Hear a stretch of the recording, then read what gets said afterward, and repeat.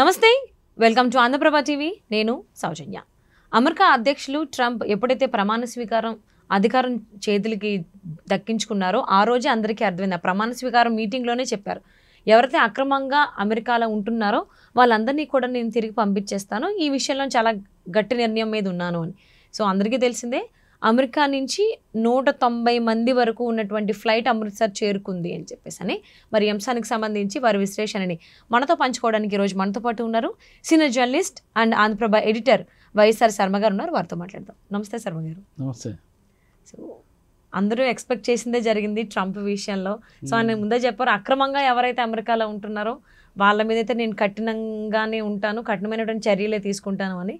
So ఒక 190 మంది ఉన్నటువంటి ఫ్లైట్ని అయితే అమెరికా నుంచి పంపించారు. మంగళవారం స్టార్ట్ అయ్యి అమృత్సర్ చేరుకుంది అన్నట్టుగా వార్తలు వస్తున్నాయి. సో ఆల్మోస్ట్ అంటే ఇప్పటి వరకు ఎంతమంది అక్రమంగా ఉన్నటువంటి భారతీయులు ఉన్నారని తెలిసింది అనుకోవచ్చు. అసలు వాళ్ళని ఏం చేస్తారు, ఎలాంటి ఆలోచనలో ఉన్నారు? అమెరికా నుంచి ఫస్ట్ విమానం అయితే వచ్చింది. నిన్న తెల్లారుజాము 3 టెక్సాస్లో బయలుదేరి ఇవాళ మధ్యాహ్నం 1:30-2 మధ్యలో అమృత్సర్లో దిగింది. అది అమెరికా సైనిక విమానం, అమెరికా సైనిక కార్గో విమానం, C-17 గ్లోబ్ మాస్టర్ అని. చాలా ఖరీదైన విమానాలు అవి అమెరికావి. అసలు ప్రపంచం మొత్తం మీద ఒక 700 చిల్లరే ఉన్నట్టున్నాయి. అందులో ఎక్కువ అమెరికా దగ్గరే ఉన్నాయి. ఓకే. వాటిని ఒక్కొక్క విలువ చాలా కాస్ట్. ఒక శ్రీలంక లాంటి కంట్రీ, ఒక 3-4 కంట్రీల జీడిపితో సమానంగా ఉంటుంది దాని కాస్ట్ విలువ. అటువంటి విమానాలని ట్రంప్, అటువంటి సైనిక విమానాలని ట్రంప్ ఈ అక్రమ వలసదారులను పంపించడానికి వాడుతున్నాడు. ఏదో మామూలు ప్యాసింజర్ సివిల్ పౌర విమానాల్లో పంపించటం. ఎందుకంటే మామూలు విమానంలో పంపిస్తే 74 ఒక వన్ సైడ్ టికెట్ 74,000 రూపాయలు అయ్యేది. ఈ విమానంలో మనిషికి 4 లక్షలు అవుతుందిట ప్రయాణం ఖర్చు. మరి ఇంత వేరియేషన్ ఉన్నా సరే ట్రంప్ ఈ సైనిక విమానాలనే పంపిస్తున్నాడు. అటువంటి సైనిక విమానం ఒకటి, జెట్ విమానం అమృత్సర్లో దిగింది. 104 మంది ఫస్ట్ విడత వచ్చారు. ఆ 104 మందిలో పిల్లలు ఒక 25 మంది ఉన్నారు, ఒక 25 మంది మహిళలు ఉన్నారు. ఏమండి, ఒక 25 ఏళ్లలోపు వాళ్ళు అయితే దాదాపు 48-50 మంది ఉన్నారు. ఓహో, 20 సంవత్సరాల లోపు వాళ్ళు. సో వాళ్ళందరూ వచ్చిన తర్వాత మళ్ళీ అక్కడ ఆ లోకల్ మన Indian government, state governments, Punjab government వాళ్ళు అక్కడ వాళ్ళని వెరిఫై చేసి ఆ విమానంలో 11 మంది క్రూజ్ సిబ్బంది ఉన్నారు. విమానం సిబ్బంది 11 మంది, 50 మంది అమెరికన్ అఫీషియల్స్ వచ్చారు. అంటే ఇవన్నీ చూస్తే ఏంటంటే వలసదారుల్ని, అక్రమ వలసదారుల్ని పంపించటము మీ దేశానికి ఒక పనిష్మెంటు అని ఒక సందేశం, ఒక సైలెంట్ మెసేజ్ ఇస్తున్నారనమాట.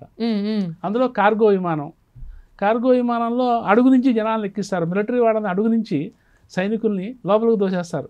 ఇక పైన ఇక అందరూ కింద నేల మీద కూర్చోవడమే, సీట్లు ఉండవు, కుక్కేస్తారు ఇక సైన్యాన్ని. సో ఇటువంటి సైనిక విమానంలో పంపించడం ద్వారా ట్రంప్ ఇటువంటి సందేశాన్ని వదలుచుకున్నాడు ఆయన. అటువంటి విమానంలో ఇండియన్స్ వచ్చారు.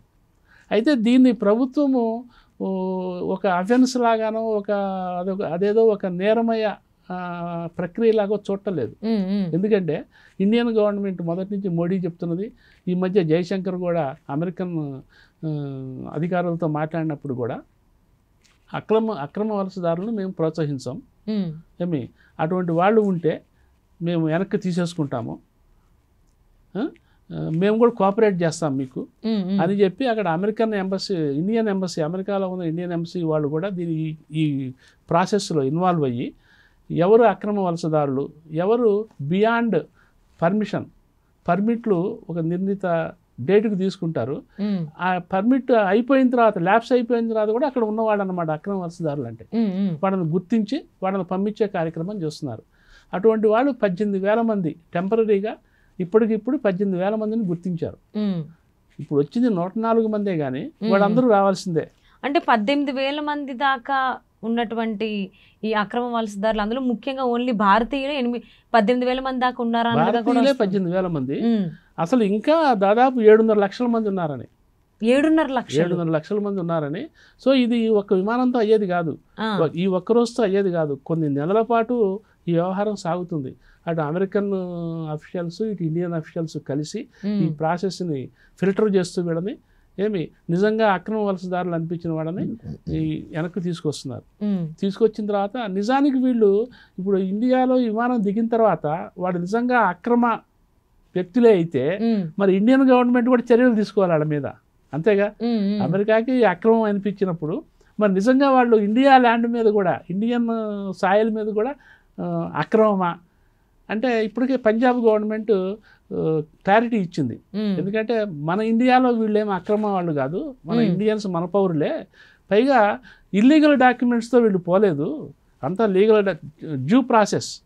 ఎయిర్పోర్ట్లో లేకపోతే వాళ్ళని రిజెక్ట్ చేస్తారు కదా, అందుకని వీళ్ళు proper due documents, due passports అంతా సక్రమంగానే ఇటువైపు నుంచి వెళ్ళేటప్పుడు సక్రమంగానే వెళ్ళారు. అక్కడికి వెళ్ళిన తర్వాత వాళ్ళకి ఎంతవరకు వీసా పర్మిట్ ఉందో అంతవరకు సక్రమమే. ఆ వీసా పర్మిట్ ల్యాప్స్ అయిపోయిన తర్వాత వాళ్ళు అక్రమమైనారు, అటువంటి వాళ్ళని పంపిస్తున్నారు. సో ఇక్కడికి వచ్చిన తర్వాత వీళ్ళకి ఇబ్బంది ఏమి లేదు. అయితే వీళ్ళ నేటివ్ ప్లేస్లు ఏంటి, వీళ్ళకి సరైన నేటివిటీ ప్రూఫ్లు ఉన్నాయా లేవా చెక్ చేసి వీళ్ళని పంపించేస్తారు. మొత్తం మీద 6 రాష్ట్రాలకు సంబంధించిన వాళ్ళు వాడు దిగారు. ముఖ్యంగా 6 రాష్ట్రాలకు సంబంధించిన వాళ్ళు దిగారు. 104 మందే కానీ 6 రాష్ట్రాల వాళ్ళు ఉన్నారు. హర్యానా, పంజాబ్, గుజరాత్, అట్లాగే మహారాష్ట్ర, చండీగఢ్. గుజరాత్, హర్యానా అయితే 33 మంది ఉన్నారు. అట్లాగే పంజాబ్ ఒక 30 మంది ఉన్నారు. మహారాష్ట్ర నుంచి ఒక 3, చండీగఢ్ నుంచి ఒక 2-3 అట్లా ఉన్నారనమాట. వీళ్ళందరినీ డ్యూ వెరిఫికేషన్ అయిపోయిన తర్వాత అంటే అక్కడి నుంచి వచ్చిన అమెరికన్ అఫీషియల్స్ ఇక్కడ అఫీషియల్స్కి హ్యాండ్ ఓవర్ చేసి వీళ్ళని వీళ్ళ డాక్యుమెంట్స్ అవి ఇచ్చేసి వాళ్ళు వెళ్ళిపోతారు. ఇక వీళ్ళు వీళ్ళ నేటివ్ ప్లేస్లకి, నేటివ్ స్టేట్స్కి వీళ్ళని పంపించారు, కార్గో ఫ్లైట్లో వెళ్ళిపోతారు, వాళ్ళు వెళ్ళిపోతారు. ఇక సో ఇదేంటంటే అక్కడ అక్రమమే కానీ ఇక్కడ వీళ్ళు సక్రమమే, వీళ్ళకి ఎటువంటి ప్రాబ్లం ఉండదు. ఇది పద్ధతి. అయితే అసలు ఇంకా ఎంతమంది ఉన్నారు, 7.5 లక్షల మంది ఉన్నారని కదా. యాక్చువల్లీ ఇదే అసలు ట్రంప్ వచ్చిన తర్వాతనే అక్రమ వలసదారులను గుర్తించి పంపించే కార్యక్రమం చేస్తున్నాడా. ఇప్పుడు ట్రంప్ ఓపెన్గా ఒక పాలసీ డెసిషన్ లాగా ఎన్నికల ప్రచారంలో అనౌన్స్ చేశాడు, అక్రమ వలసదారుల్ని మెడబెట్టి బయటికి గెంటేస్తాను అని. అంటే వాళ్ళ విషయంలో నేను ఏమాత్రం దీనిగా ఉండను, కఠినంగా ఉంటానని చెప్పదలుచుకున్నాడు ఆయన. అందులో భాగంగానే చేస్తున్నాడు. సో దాంతో ఏంటంటే అక్రమ వలసదారులు అయ్యో పంపించేస్తాడా అని ప్రపంచ దేశాలు ఎక్కడెక్కడి నుంచి అయితే అమెరికా వలస వెళ్ళి అమెరికాలో బతుకుతుంటారో ఆ దేశాలన్నీ కూడా గగ్గోలు పెడుతున్నాయి. నిజానికి ఈ మన దాకా ఉన్న బైడెన్ గవర్నమెంట్లో కూడా లాస్ట్ సెప్టెంబర్ వాళ్ళకి ఫైనాన్షియల్ ఇయర్ అప్పటికి ఒక 2 లక్షల మందిని అక్రమ వలసదారులు పంపించారు. వాళ్ళకేమీ అప్పుడేమీ అట్టహాసంగా పంపించలా, అనౌన్స్ చేసి పంపించలా.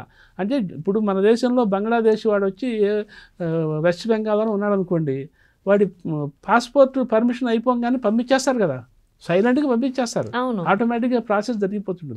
బైడెన్ గవర్నమెంట్ కూడా అదే జరిగింది. ఒక 2-3 సార్లు అక్రమంగా ఉన్న వాళ్ళని పంపించేస్తూ వచ్చారు. అయితే ఈసారి ట్రంప్ ఆయన ఉద్దేశంలో ఏంటంటే ఈ మెక్సికో, ఈ సరిహద్దు దేశాలు ఉన్నాయి కదా, వాళ్ళ మీద ఎక్కువ కాన్సన్ట్రేట్ చేయాలనే పాలసీలో భాగంగా మరి ఆ 1-2 దేశాల మీద కాకుండా అదొక జనరల్ పాలసీ లాగా తీసుకుని అందరినీ పంపించాల్సి వస్తుంది. కాబట్టి అందులో మన ఇండియా కూడా ఇన్వాల్వ్ అవ్వాల్సిన పరిస్థితి వచ్చింది. అందుకని అక్రమ వలసదారుల్ని పంపించడం అనేది తప్పు కాదు, నేరము కాదు. దానివల్ల ఇండియన్ గవర్నమెంట్ కూడా పెద్దగా ఫీల్ అవుతున్నది కూడా ఏమీ లేదు. ముందే మన జయశంకర్ విదేశాంగ మంత్రి అక్కడ అమెరికన్ అఫీషియల్స్తో మాట్లాడి ముఖ్యంగా కొన్ని దేశాలకి ఈ హోండరస్ లాంటి కంట్రీస్ వాళ్ళ అక్రమ వలసదారుల్ని బేడీలు వేసి పంపించిన కార్యక్రమాలు ఉన్నాయి. బేడీలు వేస్తున్న కార్యక్రమం. సో అక్రమ వలసదారులందరినీ ఒక పనిష్మెంట్గా బేడీలు వేసి పంపించాలని వాళ్ళు ఫీల్ అయినట్టుగా మనకి తెలుస్తున్నది. అయితే జయశంకర్ వాళ్ళతో మాట్లాడి అక్రమ వలసదారుల విషయంలో మేమైతే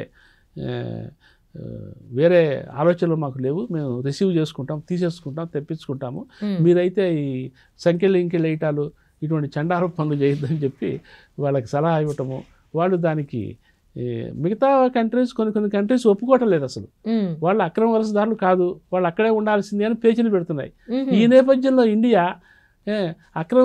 నిజంగా అక్రమ వలసదారులు అయితే వాళ్ళ డాక్యుమెంట్లు చూసి మేము వెనక్కి తెప్పించుకుంటాము అని చెప్పి ముందే మోడీ ప్రామిస్ చేశారు వాళ్ళకి. మొన్న ట్రంప్తో ఫస్ట్ టైం మోడీ ఫోన్లో మాట్లాడినప్పుడు కూడా మోడీ మేడ్ ఇట్ క్లియర్. అందుకనే ట్రంప్ అన్నాడు, ఇండియా ఒక రైట్ పాత్రలో పోతుంది అని నేను ఆశిస్తున్నాను. ఇది మోడీ మాటలను బట్టి ఆయన ఆ మాట అన్నాడు.